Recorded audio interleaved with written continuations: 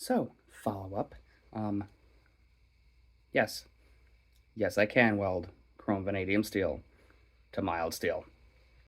Turns out if you don't run out of welding wire, it actually works just fine. You'll have to pardon the difference in weld here. You can see right there is where I was trying to get my welder dialed in because they only had 30,000 instead of 35, and I should have practiced on a different piece first, but I didn't do that. Either way, yes, you can weld them together rather effectively. I assume.